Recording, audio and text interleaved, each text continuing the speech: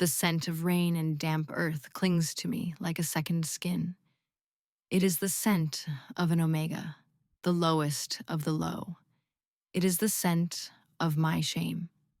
Here, in the great clearing where the annual hunt of first mating is held, the air is thick with the powerful aromas of the pack. Pine and frost from the warriors, wildflowers and sun-warmed stone from the unmated females, all of it swirling around the dominant, thunderous scent of our alpha. I keep my head down, my threadbare tunic doing little to ward off the evening chill. My wolf, a timid thing that rarely speaks, whimpers low in my chest.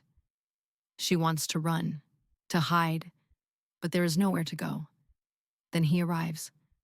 Alpha Kalen of the Blackwood Pack steps into the clearing, and a reverent hush falls over the assembled wolves.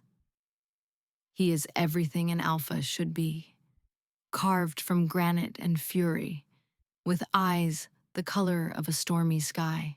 His scent crashes over me, ozone before a lightning strike, ancient pine, and the undeniable weight of absolute power. Every instinct I possess screams at me to submit, to drop to my knees. But then our eyes meet across the firelit space, and the world narrows to a single, sharp point of connection. A jolt, white-hot and electric, sears through me. The air is punched from my lungs. My quiet, frightened wolf rises up with a howl of pure, soul-deep recognition that only I can hear. Mate, the word is not a thought. It is a truth that settles into my very bones. A wild, impossible hope blooms in my chest, so fierce it hurts. For one breathless moment, I am not Ilara the Omega. I am his. He moves. Each step is deliberate, powerful, closing the distance between us. The pack watches, their sense turning curious, then confused. Why is the alpha striding toward the pack's weakest link? He stops directly in front of me, so close I can feel the heat radiating from his body. He inhales deeply, his eyes closing for a fraction of a second. I see a flicker of something raw, something possessive in their depths, and my heart soars. He feels it too, but just as quickly it is gone, replaced by a wall of ice. When he speaks, his voice is not the intimate growl of a male finding his other half. It is a booming pronouncement, cold and sharp enough to draw blood, meant for every member of the pack to hear. I, Alpha Kalen of the Blackwood Pack, reject you, Ilara, as my mate and Luna. The world shatters. The word reject is a physical blow, a blade of ice twisting in my soul. The bond, which had just begun to sing with life, screams in agony. Gasps ripple through the crowd, followed by cruel, knowing whispers. Of course, the mighty Alpha, fated to the wolfless Omega, a flaw in the bloodline, a weakness. Our pack requires strength, he continues, his gaze sweeping over me with disdain. It cannot be diluted by a flaw.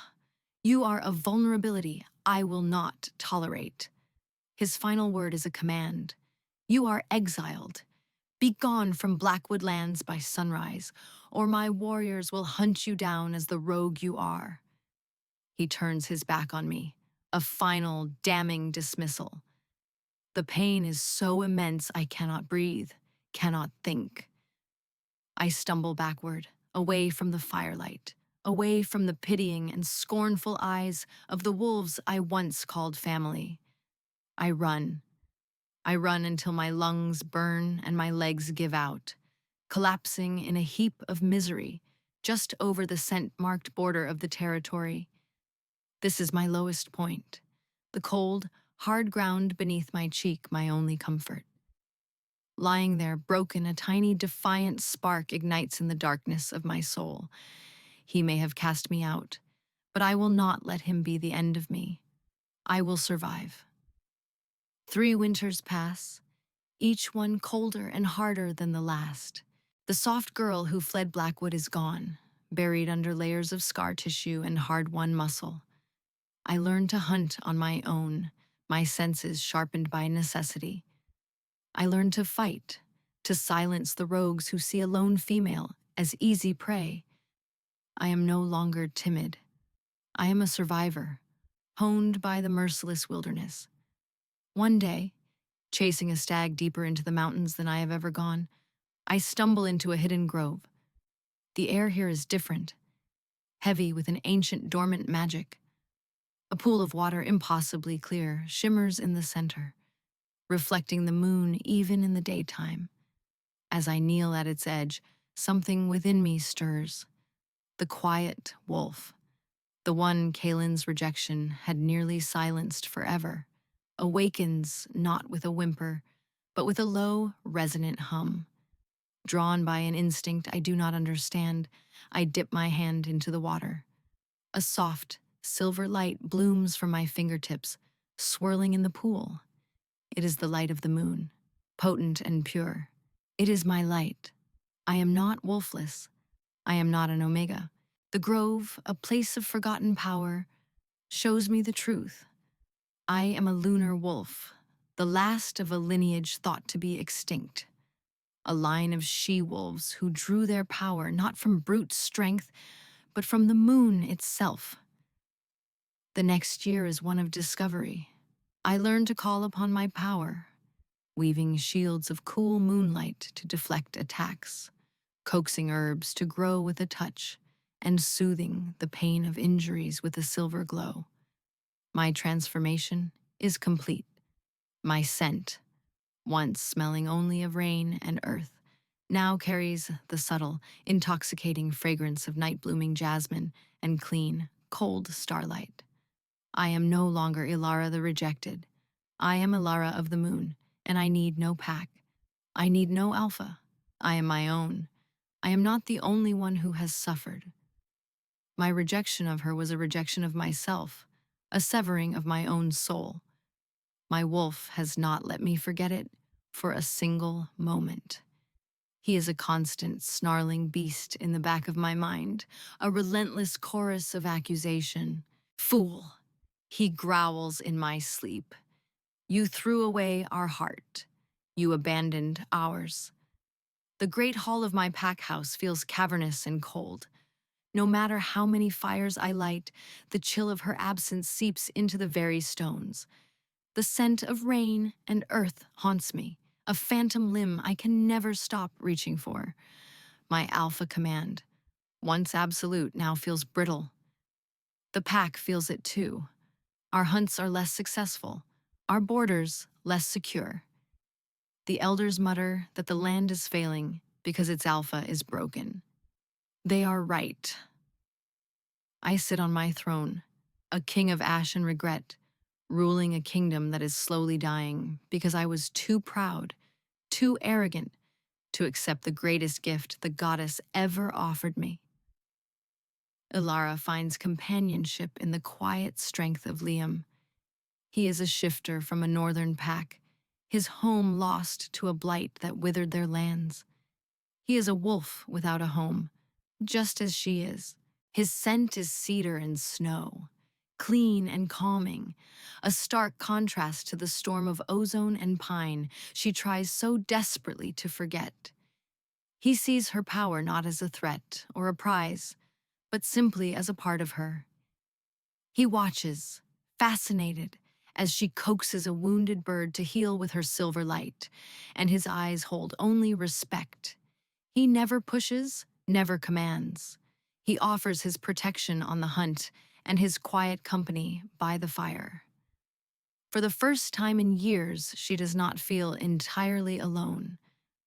But a new darkness is gathering at the edges of the world. Whispers become fearful reports of the Umbra, shadow creatures born of rot and malice that feed on the magic of shifters. They leave nothing behind but blackened earth and the lingering stench of decay. They are spreading, a creeping plague consuming territory after territory, and their hunger draws them inevitably toward the two strongest sources of power in the region, a broken alpha king, and a lone lunar wolf who has just discovered her strength. The Umbra use fire as a weapon, setting a huge swathe of the old forest ablaze to drive out prey and sow chaos. The smoke chokes the sky for miles. Liam and I work tirelessly, guiding panicked animals away from the flames when we hear the terrified yelps of a pup. We find him pinned beneath a massive burning log, his leg clearly broken. Liam strains against the wood, his muscles cording, but it is too heavy. The fire roars around us, a wall of heat and death. "We have to go, Ilara. We will be burned alive," Liam yells, his face grim. "No," I say, my voice steady. "I am not leaving him." I plant my feet, raise my hands, and call upon the moon's power. A shield of cool, silver light erupts around us, pushing back the inferno, creating a small, safe bubble in the heart of the blaze. The effort is immense, sweat beading on my brow, but I hold it. That is when he arrives. Kalen bursts through the line of fire with two of his warriors, his face a mask of grim determination. He freezes when he sees me. His stormy eyes widen, taking in the scene. Me, wreathed in moonlight and flame, a being of impossible power. The timid Omega he cast aside is gone. In her place stands a woman he does not recognize, yet his soul screams her name. The wind shifts, carrying my new scent to him. Rain, earth, and the intoxicating perfume of night-blooming jasmine and starlight. It hits him like a physical blow. His wolf, the beast he has been fighting for 3 years, surges forward with a possessive, triumphant roar that echoes in his mind. Ours. She is here. Claim her. Then he sees Liam standing protectively at my side, and a primal rage, black and venomous, floods his veins. He sees the easy companionship between us, the trust in Liam's posture. He has arrived too late. Too late to undo the damage, too late to prove he has changed, too late to stop another male from taking the place that should have been his. The rejected bond, a dull ache for years, rips through him with the force of a fresh wound, 1,000 times more painful than the initial severing. He is too late, and the realization is its own kind of hell. From the swirling smoke, the Umbra materialize.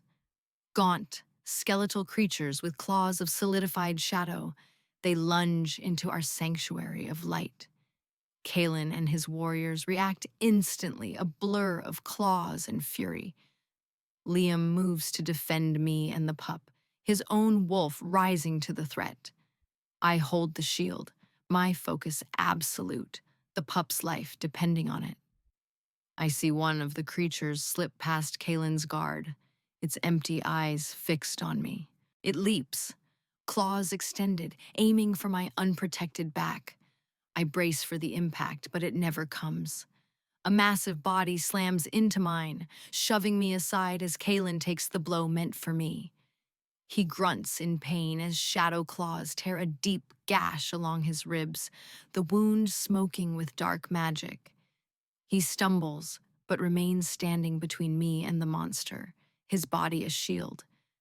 Through clenched teeth, the words are torn from his soul, raw and bleeding with 3 years of regret.